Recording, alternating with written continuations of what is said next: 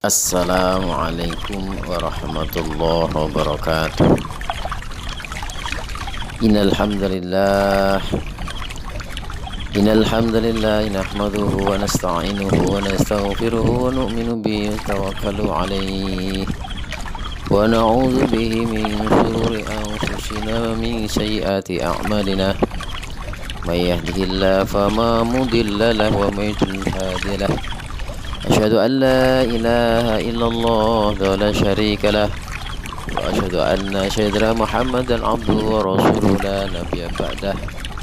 Faqad qala Allah ta'ala fil Qur'anil Karim wa a'udzu billahi minasy syaithanir rajim. Inna Allah ashtara minal mu'minina anfusahum wa amwalahum bi anna lahumul jannah. Wa qala an-nabi sallallahu alaihi wasallam, ad-dunya khuliqat lakum wa antum khuliqtum lil akhirah, atau kama qala Rasulullah sallallahu alaihi wasallam. Bagaimana para sahabat radhiyallahu ajma'in untuk usaha perkara iman ini, Mas lihat, diulang-ulang lagi keyakinan kepada Allah Subhanahu wa taala supaya masuk dalam hatinya. Itu gurunya Rasulullah SAW, muridnya para sahabat perlu waktu 13 tahun. Jadi sebelum datang perintah sholat, belum datang perintah yang lain-lain, 13 tahun para sahabat ini digembleng oleh baginda Nabi SAW untuk perkara iman ini perlu waktu 13 tahun. Makanya hadirin yang mulia, pentingnya perkara ini kita yakin kepada Allah SWT. Hadirin yang mulia, yang menciptakan seluruh alam dunia ini hanya Allah SWT. 7 lapis langit, 7 lapis bumi ini yang menciptakan Allah. Hadirin yang mulia, Allah SWT berkehendak suasana panas dibuat dingin oleh Allah, suasana dingin dibuat panas oleh Allah SWT. Bagi Allah tidak ada susahnya, semua atas kehendak Allah SWT, dan makhluk tidak bisa berbuat apa-apa tanpa izin Allah Ta'ala. Makanya hadirin yang mulia, kalau iman kita ini betul kepada Allah, yakin kita betul kepada Allah, kita ini pasti akan ditolong oleh Allah. Wa kana haqqan alaina nasrul mu'minin. Kewajibanku, kata Allah, bantu orang-orang beriman. Jadi orang yang imannya betul kepada Allah, walaupun seluruh dunia ini masalah, tapi satu orang beriman itu akan ditolong oleh Allah Ta'ala. Janji Allah, wa kana haqqan alaina nasrul mu'minin. Zaman Nabi Nuh alaihissalam ketika terjadi banjir, dalam Al-Quran Allah Ta'ala menjelaskan bagaimana banjirnya Nabi Nuh alaihissalam. Seluruh dunia ini tenggelam, ombaknya sebesar gunung gitu. Seluruh dunia ini tenggelam. Yang selamat ini hanya yang naik perahunya Nabi Nuh alaihissalam. Hadirin yang mulia, sebelum datang banjir, Nabi Nuh alaihissalam itu jauhlah mendatangi orang-orang yang beriman. Ada satu orang beriman tuh, nenek-nenek, orang tua, didatangin rumahnya, "Nek, nanti akan datang banjir, seluruh dunia ini akan tenggelam. Nanti kalau datang banjir, kamu naik perahu saya. Itu yang akan Allah selamatkan." Betul maksudnya, ketika datang banjir, Allah Ta'ala turunkan hujan dari langit, dari bumi juga dikeluarkan air, sehingga dunia ini tenggelam selama 4 bulan.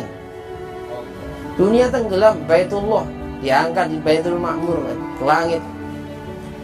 Maka selesai dari banjir itu, Nabi Nuh alaihissalam ingat dulu ada orang beriman belum naik perahu. Bagaimana kondisinya? Dicari kampungnya ketemu, dicari rumahnya ketemu, ketok pintu rumahnya, maka nenek tadi keluar. Bagaimana? Apa mau datang banjir? Sudah habis nih banjirnya. Jadi untuk menyelamatkan satu orang beriman, walaupun seluruh dunia masalah, tapi orang yang ada imannya, dalam hatinya ada kalimat la ilaha illallah, iman, satu orang akan diselamatkan oleh Allah SWT.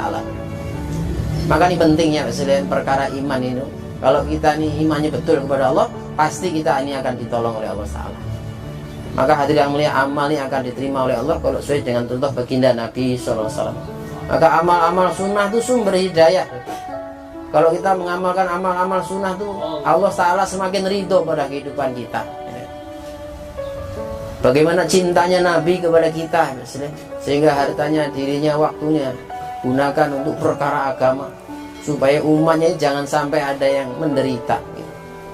Maka kita pun belajar mencintai Nabi ini Presiden, bagaimana supaya tertanam dalam diri kita. Nah, inilah kita menghidupkan sunnah Nabi SAW. Kita keluar jalan Allah. Barang siapa menghidupkan sunnahku, berarti ia cinta padaku, dan orang yang cinta padaku nanti di surga ini bersamaku. Jadi maksud kumpul-kumpul kita ini menghidupkan sunnah Nabi. Apalagi di zaman fasad ini, orang sudah tidak peduli kepada agama, tidak peduli kepada sunnah baginda Nabi SAW. Maka orang berpegang teguh kepada sunnahku di kala rusaknya umatku, niscaya baginya pahala 100 orang mati syahid. Untuk itu Presiden, kita belajar memperbaiki hubungan kita kepada Allah. Wasta'inu bis-sabri was-shalah. Salat sebagaimana yang dicontohkan di baginda Nabi sallallahu alaihi wasallam. Shallu kama ra'aytumuni sholli. Salatlah kamu sebagaimana kamu lihat aku salat. Hadirin yang mulia, kalau salat kita ini betul, itu akan bisa membuka kunci hazanah Allah. As-sholatu miftahul jannah. Salat itu kuncinya surga. Maka untuk bisa mendatangkan pertolongan Allah, salat kita ini sekalian, perlu kita ini menuntut ilmu. Bagaimana cara bisa buka kunci hazanah Allah? Perlu belajar. Hadir yang mulia, orang-orang yang berilmu ini, orang-orang yang menuntut ilmu ini, orang-orang yang akan dimuliakan oleh Allah SWT. Sehingga penduduk surga diperintahkan hormat kepada orang-orang yang menuntut ilmu agama. Nah, maka untuk itu hadir yang mulia, kemarin disampaikan dulu ada sahabat Nabi ini baru masuk Islam. Dulu pusat belajar agama itu di Masjid Nabawi. Setelah masuk Islam maka belajar agama ke Masjid Nabawi. Maka ada wanita satu orang masuk Islam, membawa anaknya ini belajar agama di Masjid Nabawi. Untuk laki-laki anaknya di pesantrenkan di Masjid Nabawi, kemudian ibunya di rumah. Seperti ini, ibunya di rumah, bapaknya di masjid. Maka ketika lagi belajar agama, Muzakarah, di situ anaknya sakit, kemudian meninggal dunia. Maka inilah hadirin mulia, baginda Nabi SAW merintahkan para sahabat, anak sudah meninggal dunia, ya sudah, dimandikan, dikafani, disolatin. Ketika mau dimakamkan, Nabi tanya kepada para sahabat, ini ibunya sudah tahu apa belum? Belum tahu ya Rasulullah. Oh, panggil dia ke sini. Maka hadirin yang mulia, ibunya dipanggil. Wahai ibu, ini anak kamu sakit, kemudian sekarang meninggal dunia. Semua adalah kehendak Allah SWT, kamu sabar. Maka wanita tadi langsung sholat. Wasta'inu bis-sabri was-shalah. Mintalah pertolongan kepada Allah dengan sabar dan sholat. Ini pelajaran. Jadi kalau ada masalah apa-apa, maka yang benar ini bagaimana kita sholat. Ngadunya kepada Allah Ta'ala, laporannya kepada Allah Ta'ala, kepada zat yang menciptakan seluruh masalah. Setelah sholat doa, ya Allah, saya datang kemarin hanya belajar agama. Ini kok anak saya meninggal dunia, nanti pulang ini jadi fitnah. Ya Allah, jangan permalukan saya di hadapan kaum saya, hidupkanlah anak saya. Maka dengan kekuatan doa wanita itu, anak yang pagi hari meninggal dunia sebelum zuhur hidup lagi. Ini kekuatan doa wanita. Maka hadirin yang mulia, satu wanita soleha, kekuatan doanya 70 wali. Jadi amal laki-laki dengan wanita enggak sama. Maka ibu-ibu sekalian belajar keluar jalan Allah, belajar taklim ini supaya tahu satu wanita soleha kekuatan doanya 70 wali. Amal laki-laki dengan wanita ini enggak sama. Di dalam kitab Fadilah Haji bab wanita misalnya, Rasulullah bersabda dalam kitab Fadilah Haji, sholatnya wanita di rumahnya lebih baik daripada sholatnya laki-laki di Masjid Nabawi. Jadi wanita walaupun sholatnya di rumah seperti sholat di Masjid Nabi. Kalau kita sholat berjamaah di musola, pahalanya 27 derajat. Beda kalau kita sholat di masjid jami, masjid yang untuk sholat Jumat, dilipat gandakan 500 kali. Kalau kita sholat di Masjid Nabawi, dilipat gandakan 50.000 kali. Kalau kita sholat di Mekah, dilipat gandakan 100.000. Maka Rasulullah bersabda, sholatnya wanita di rumahnya lebih baik pada sholatnya laki-laki di Masjid Nabawi. Jadi dalam hal sholat aja, amal laki-laki itu kalah dengan amal wanita. Apalagi seorang wanita dalam kondisi dia hamil, malam hari itu dihitung seperti sholat, terus walaupun nggak sholat. Siangnya dihitung seperti puasa, terus walaupun nggak puasa. Bahkan 2 rakaat sholatnya orang yang lagi hamil dilipat gandakan 80 kali. Ini maksudnya kemuliaan yang Allah Ta'ala berikan kepada wanita. Seorang wanita yang melahirkan anak, penderitaan yang dia rasakan ketika melahirkan, Allah beri pahala 60 tahun, 70 tahun ibadah puasa dan sholat. Setiap urat yang dirasakan kesakitan ketika melahirkan, 1 pahala haji. Seorang wanita sebelum nyusuin anaknya diwudu dulu, baca bismillah. Setiap 1 tetes air susu nilainya seperti 1 tahun ibadah. Wanita yang malam hari kurang tidur, anaknya sakit, dia sabar, pahalanya seperti membebaskan 20 hamba sahaya. Padahal membebaskan 1 hamba sahaya itu jaminannya surganya Allah Ta'ala. Satu sahabat Nabi tanya kepada baginda Nabi SAW, Abdurrahman bin Auf radhiyallahu anhu. Maka dengar yang disampaikan Nabi, membebaskan 1 hamba saya jaminan surga, langsung amal. Abdurrahman bin Auf tanya kepada baginda Nabi SAW, ya Rasulullah, apa ganjarannya membebaskan 1 hamba saya? Maka Rasulullah sampaikan, membebaskan 1 hamba saya ini pahalanya adalah surganya Allah. Maka langsung Abdurrahman bin Auf membebaskan 30.000 hamba saya. Abdurrahman bin Auf itu termasuk orang yang kaya di kalangan para sahabat. Maka hadirin yang mulia, seorang wanita yang anaknya nangis malam hari kurang tidur, pahala membebaskan 30 hamba saya. Ketika anaknya nangis, dihibur supaya jangan nangis, nilai seperti 12 tahun ibadah puasa dan sholat. Wanita yang menyapu lantai dengan berzikir seperti menyapu Baitullah. Seorang wanita yang nyiapin minuman buat suaminya tanpa disuruh dapat pahala 3 kali khatam Quran. Hadirin yang mulia, ini kemuliaan yang Allah Ta'ala berikan kepada wanita. Seorang wanita hadirin yang mendorong suaminya berangkat keluar, disiapkan tasnya dan sebagainya. Maka di akhirat nanti Allah Ta'ala akan masukkan surga 500 tahun lebih dulu. Istiqbal, nunggu suaminya di surga 500 tahun yang dandani bidadari. Ini kemuliaan yang Allah Ta'ala berikan kepada wanita. Hadirin yang mulia, kalau wanita sudah ambil bagian dalam perkara agama, Allah Ta'ala perintahkan para malaikat datang untuk bantu, begitu maksudnya. Pertolongan Allah maknanya. Hadirin yang mulia, dulu ketika baginda Nabi SAW sibuk untuk perkara agama, dalam perjuangan agama ini, pernah suatu ketika baginda Nabi SAW datang ke rumah anaknya Siti Fatimah radhiyallahu anha. Begitu datang ke rumah, ketok pintu, salam. Begitu salam, Siti Fatimah radhiyallahu anha ini nggak ada jawaban. Diketok pintunya lagi, salam, belum ada jawaban sampai 2 kali. Ketiga kali juga begitu, belum ada salam begitu. Maka hadirin yang mulia, baginda Nabi SAW heran ini.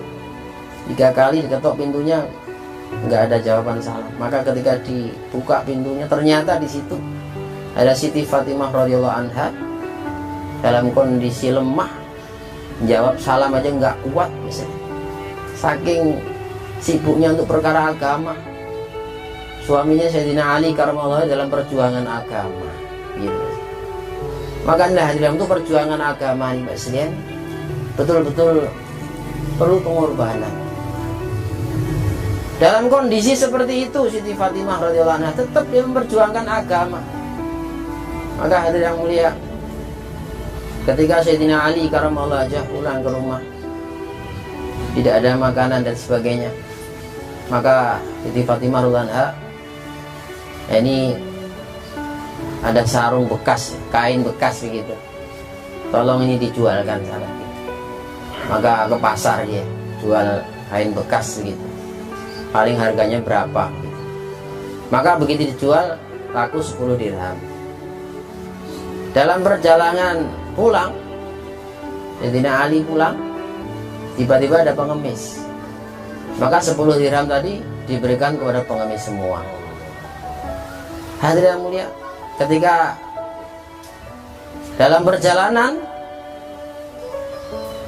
Tiba-tiba ada orang yang nawarin onta. "Wahai Ali, tolong jualkan onta saya ini." Berapa harganya? 140 dirham. Gitu. 140 dirham. Kemudian Sayyidina Ali, ya udah ikat di sana gitu. Tahu-tahu ada orang yang melihat onta itu tertarik.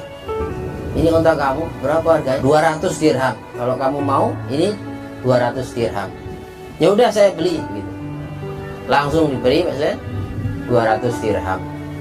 Yang 140 dirham dikasih orang pertama, lah dia pulang bawa 60 dirham. Kalian? Maka ketika pulang di rumah bawa 60 dirham, maka Siti Fatimah tuh heran, itu uang dari mana itu? Tadi suruh jual kain bekas, kok ini dapat 60 dirham gitu. Ya karena ditanya, dia sampaikan. Ya tadi sebenarnya kain bekas itu lakunya 6 dirham.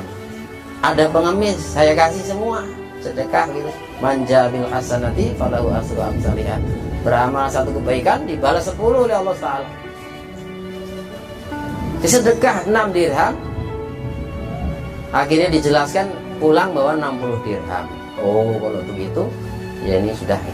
Akhirnya dipanggil oleh baginda Nabi SAW. "Wahai Ali, kamu tahu nggak siapa yang suruh jual onta itu?" "Saya nggak tahu ya, itu malaikat Jibril." "Yang beli onta itu kamu tahu?" "Nggak tahu, itu malaikat Mikail." Jadi ketika wanita ambil bagian perkara agama itu, para malaikat diperintahkan untuk bantu. Makanya Muslim, Allah Ta'ala berikan kemuliaan kepada kita. Umat akhir zaman ini umat yang mulia. Kenapa? Atas usaha dakwah. Maka di sini kita belajar taklim dan kemudian dakwah. Ini dalam rangka menghidupkan amal masjid. Jadi masjid itu kalau menghidupkan amal akan menjadi asbab hidayah gitu. Makanya hadirin yang mulia, rumah yang dibacakan taklim, diadakan majelis fikir agama, ini akan dikerumuni malaikat. Sehingga kalau kita bergaul dengan suasana malaikat, maka kita ini akan ketularan sifat-sifat malaikat. Barang siapa masuk rumah nggak baca salam, setan ikut masuk rumah. Bahkan setan manggil kawan-kawan yang lain, ini ada rumah gratis ini. Maka kita bergaul dengan suasana setan, ketularan sifat-sifat setan. Tapi kalau kita buat taklim, maka majelis kita ini ada suasana sholat sunnah di rumah kita, suasana malaikat. Maka nanti Allah Ta'ala akan tanamkan sifat taat kepada diri kita, keluarga kita. Sehingga Allah SWT akan tundukkan dunia ini kepada orang-orang yang taat gitu. Itu Pak Seden, karena fikirnya bagaimana dakwah hari-hari, hartanya, dirinya, waktunya dikorban untuk agama, menghidupkan amal masjid. Orang-orang yang memakmurkan masjid-masjid Allah Ta'ala nanti di yaumul mahsyar ini akan dimuliakan oleh Allah Ta'ala. Hadirin yang mulia, di padang mahsyar nanti kita akan dikumpulkan. Bumi akan diganti seperti lempengan besi. Langit seperti lempengan tembaga. Di atas kepala kita ini 7 matahari. Bukan satu. Matahari yang jauh saja kita ini perlu kipas angin, perlu AC. Nanti di yaumul mahsyar itu 7 matahari di atas kepala kita jarak 1 mil. Sehingga ada orang kerendam keringatnya 1 leher. Ada semata kaki, ada yang gelap dengan keringatnya, nunggu 50.000 tahun. Tapi orang-orang yang memakmurkan masjid ini nanti yaumul mahsyar akan dicari-cari oleh Allah. Aina jironi kata Allah. Di mana tetangga-tanggaku? Di mana tetangga-tanggaku? Sampai malaikat bertanya kepada Allah, "Ya Allah, tetangga-tanggamu siapa?" "Tetangga-tanggaku ialah orang-orang yang memakmurkan masjid-masjid Allah Ta'ala." Nanti orang-orang memakmurkan masjid akan didudukkan di mimbar-mimbar bercahaya. Ruangan-ruangan AC nunggu 50 tahun. Para nabi, para rasul didudukkan di mimbar-mimbar bercahaya. Maka orang yang ambil bagian dalam usaha agama, menghidupkan amal nabi, perjuangan agama, menghidupkan amal masjid, nanti juga kedudukannya Allah Ta'ala berikan seperti para nabi. Bedanya nggak ada stempel kenabian gitu. Inilah hadirin yang mulia, maka usaha agama itu usaha yang memuliakan kita dunia dan akhirat. Pernah suatu ketika Khalid bin Walid nggak berangkat dakwah lagi. Ditanya oleh Sayyidina Umar, "Ya Khalid, kok kamu nggak berangkat dakwah lagi?" "Oh, kali ini saya mau pergi haji dulu." Hadirin dalam kitab Fadilah Haji jelaskan, orang yang haji mabrur, pertama Allah Ta'ala ampuni seluruh dosanya. Yang kedua, orang yang haji mabrur doanya makbul. Yang ketiga, orang yang haji mabrur tidak akan miskin seumur hidup. Yang keempat, orang yang haji mabrur di akhirat nanti bisa memberikan syafaat kepada 400 orang ahli keluarga. Kalau anak kita jadi hafiz Quran, di akhirat bisa memberikan syafaat kepada 10 ahli keluarga. Tapi kalau haji mabrur di akhirat bisa memberikan syafaat kepada 400 orang ahli keluarga. Dan orang yang haji mabrur jaminannya surganya Allah. Maka Khalid bin Walid nggak berangkat dakwah karena tahu nilainya haji besar, dia pengen pergi haji. Akhirnya Sayyidina Umar mengatakan, ya Khalid, sungguhnya aku mendengar Rasulullah SAW bersabda, sesaat di jalan Allah lebih baik daripada 50 haji yang mabrur. Sa'atan fi sabilillah khairum min khamsin haji. Hadirin yang mulia, hari ini kita ini kurang meyakini perkara ini, terutama orang-orang Indonesia ini. Dakwah itu nilainya besar. Orang mau pergi haji, orang mau umroh, walimatus safar, sekampung orang diundang semua, syukuran. Mestinya kita kalau mau keluar jalan itu syukuran juga, betul? Maka orang yang bersyukur atas nikmat yang Allah Ta'ala berikan bisa keluar jalan disyukuri. Alhamdulillah, pulang 3 hari syukuran, motong ayam misalnya. Nanti orang yang bersyukur ditambah nikmatnya bisa keluar 15 hari. Begitu misalnya. Orang yang 15 hari disyukurin lagi syukuran, motong kambing apa begitu. Nanti bersyukur itu ditambah nikmatnya bisa keluar 40 hari. Bisa keluar begitu misalnya. Bersyukur atas nikmat Allah, maka Allah akan tambah nikmat itu.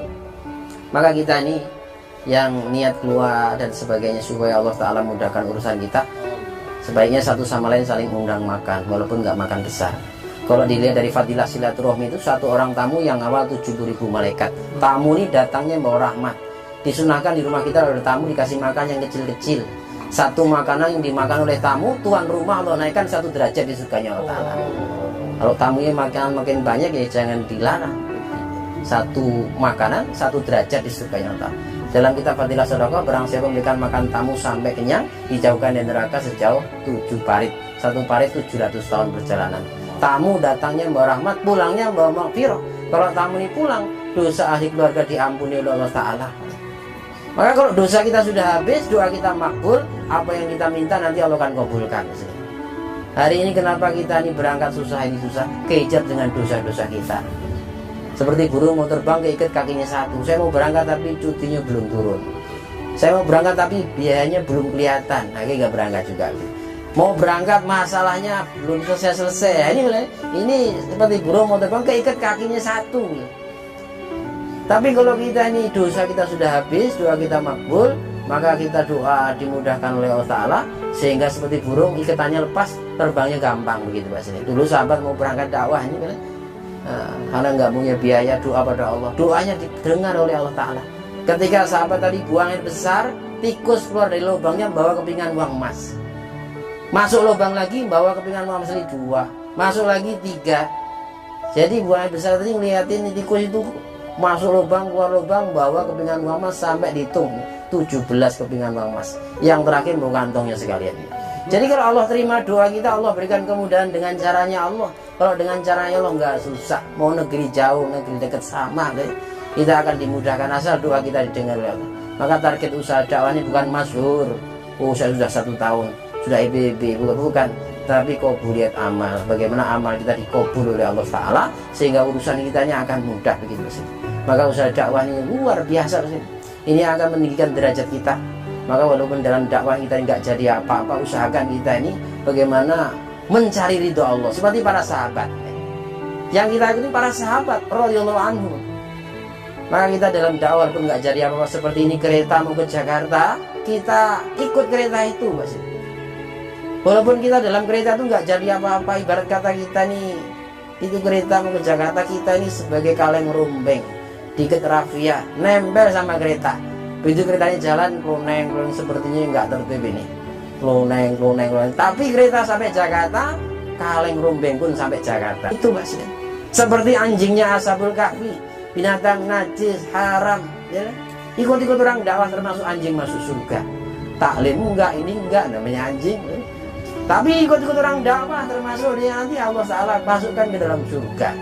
Di akhirat nanti anjing itu akan dirubah dari manusia, dimasukkan dalam surganya Allah Ta'ala. Maka mata kita banyak dosa, pikiran kita banyak dosa, banyak kotoran-kotoran. Kalau kita nempel dengan usaha dakwah ini, Mas, kalau kita mati di golongan para sahabat itu istilahnya pentingnya kita. Para sahabat dakwahnya seluruh alam. Maka kita ini niat juga seluruh alam.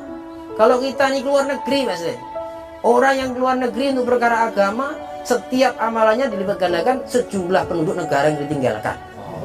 Beda dengan keluar dalam negeri, nggak sama. Kalau kita keluar nyebrangin lautan, dilipat gandakan 10 kali lipat.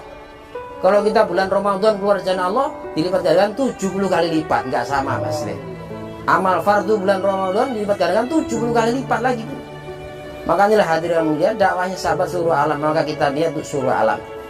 Kalau ceramah pengajian itu sifatnya siraman rohani. Kadang-kadang kita habis dengar keluar dari pintu lupa lagi, namanya siraman. Maka kita upaya paham itu rendaman rohani, gitu ya. Nah, keluar 3 hari kok kurang masuk nih, kelihatannya perlu 15 hari, begitu Pak Ustaz. Di rendaman semakin banyak korban, banyak paham, begitu Pak. Untuk itu silakan ya. Maka majelis sangat mulia nih, dengan kasih sayang, dengan kelembutan. Silakan ibu sekalian ikhtiar dengan sama yang lain. Bagaimana niatkan untuk hidupkan taklim di rumah kita supaya sesuai nama malaikat. Kemudian dorong suami-suaminya dan ibu sekalian niat untuk bagaimana seperti para sahabat itu belajar agama. Kalau suami istri sama-sama berjuang jalan Allah Ta'ala seperti burung terbangnya dengan 2 sayap, gitu kan. Ini silakan, ini saja yang dapat sampaikan. Ini juga dalam rangka belajar. Kita akhiri dengan doa majelis. Subhanallah, hamdi, subhanallah, hamdika, astagfirullah wa atubu ilaik.